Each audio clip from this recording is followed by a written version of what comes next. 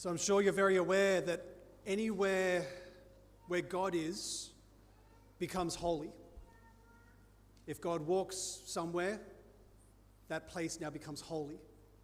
This is why we call it the Holy Land, because Jesus walked there. You know, even here in the Mass, we have sacred vessels because they are used for the Mass, and we regard them as being holy. What this feast day is saying is that because God entered into a human family, the family now becomes this most sacred, holy place. Now, I'm sure you probably look at your family and it doesn't feel particularly holy most of the time. But it is. And this is the mystery, that holiness is often a little bit messy at the same time. We sometimes think that it's free from all distraction and noise, and it kind of feels more like a sacred monastery. But it's often the screaming child. It's fighting teenagers. But that's where love triumphs. And the readings we have today are really emphasizing this, that it's about love winning this victory in the midst of chaos. You know, the experience of Jesus, Mary, and Joseph was not particularly peaceful. They're fleeing for their lives. You know, they are scared, they are hungry, they are without shelter. But God is there with them. You know, that great promise of Emmanuel, God is with us in the mess. And that is exactly what your family is. You may not see God present, but He's there. And really, it's revealed in love. You know, there's that famous quote by Thomas Aquinas that wherever you've seen love or truth, you've seen God. You know, you might be looking for the presence of God in your family and expecting the clouds to part and rays of sunshine to beam down on you. That's not going to happen. But the presence of God, what that looks like is you getting up in the middle of the night to care for a child. It's you getting off the couch at the end of a long day to make a cup of tea for your spouse. That is where God is revealed. And that is why your family is holy. Now, in this celebration of the Holy Family, the readings kind of give us a couple of lessons, I suppose, on how your family and your marriage really becomes sanctified. So let me just kind of give you a couple of top tips here. Firstly, to remember that it's all about love. This is what St. Paul is saying in this second reading. The end goal of life is love. There's a famous quote, if we can put it up there. St. John of the Cross, where he says, "At the evening of our life we'll be judged on our love." Now this is so important to remember, because a lot of people these days say the whole point is to work hard and earn money so my children can get an inheritance and hopefully get a deposit for a house. That's not why you exist. Well, the whole reason we exist is to rack up more and more experiences by traveling places and enjoying ourselves. That's not why you exist. It's all about love. Okay, and this is what you vow yourself to in your wedding vows, that you will lay your life down for each other. I'm often very interested by the contrast between the symbolism of weddings and ordinations. At weddings, we kind of fill the church with flowers and it's all celebration and joy. If you've ever been to an ordination, you'll see the candidates prostrate before the altar in the form of a cross, because they know exactly what they're getting in for. They're basically saying, we're here to die. We're here to lay our lives down. And I think it's important to remember that that's actually the same thing as your wedding vows. You vow yourself to lay your life down at every moment in love. Now, that is really difficult. And this is why God gives you a whole lot of help. So this is where you need to realize that the grace of the sacrament is your superpower. I think a lot of people don't quite understand what we mean by the sacrament of marriage. We just think, oh, the church says we have to go to a church. We can't get married in a park. But really what we're saying here is that the calling on your life is so huge that you can't do it by your natural strength. You will eventually run out of love. And so many people do. But what Jesus is saying is, I will be in the center of your relationship so you have this inexhaustible source of love to draw on.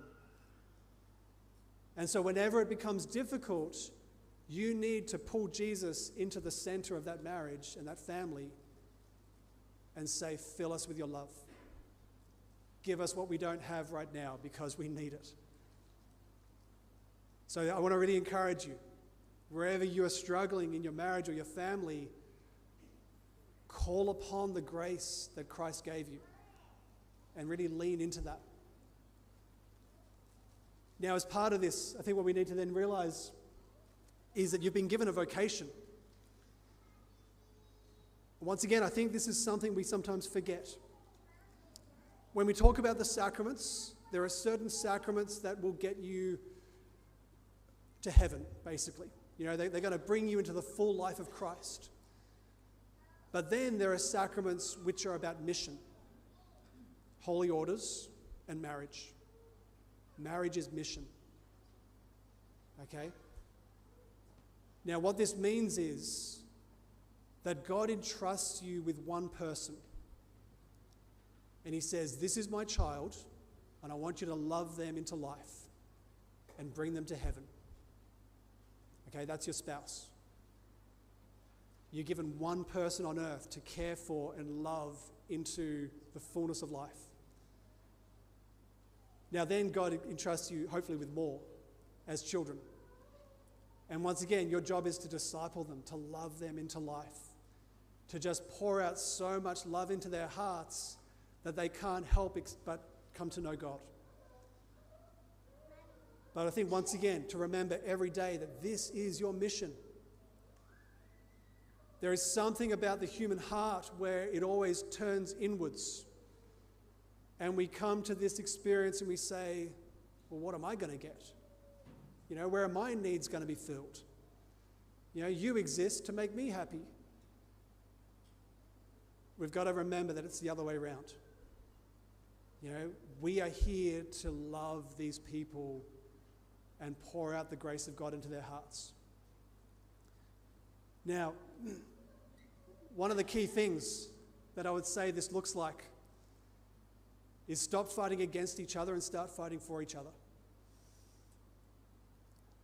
You know, when we come from that broken place in our hearts, and I'm looking at my own neediness, then it becomes competition. And you see this in marriages, but you particularly see it with kids.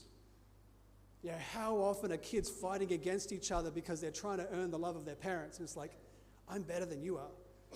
You know, I'm going to make you look bad so that my parent loves me more. We're all starving of love, and we're all fighting desperately to get what we need. But if we can come to a place where instead we start fighting for each other. So what this looks like is the next time you're having an argument with your husband or your wife, and they are really annoying you, to say, I'm going to pray for you. I'm going to pray for your conversion. I'm going to fast on bread and water tomorrow until your inner wounds are healed. I'm going to get on my knees at 2 a.m. in the morning and pray a rosary for you. That's the best revenge you can ever pour out on your spouse, okay? But once again, that's why you're there.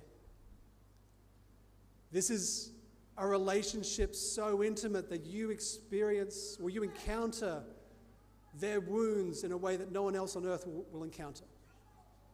You see the very depths of who they are, the very reasons why they don't deserve love.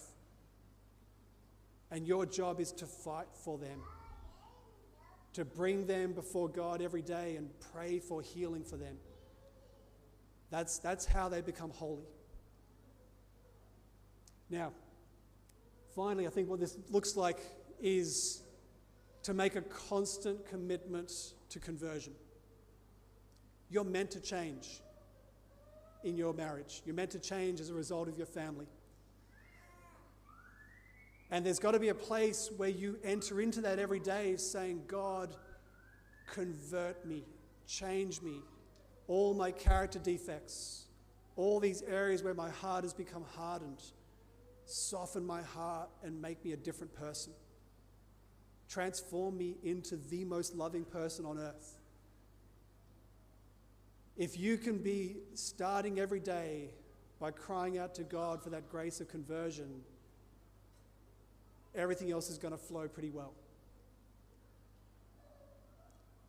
This is really where we need to come to, to look at how Christ is walking in the midst of our families, to call upon his grace for the love that we need, but then particularly for the conversion and the healing that we need.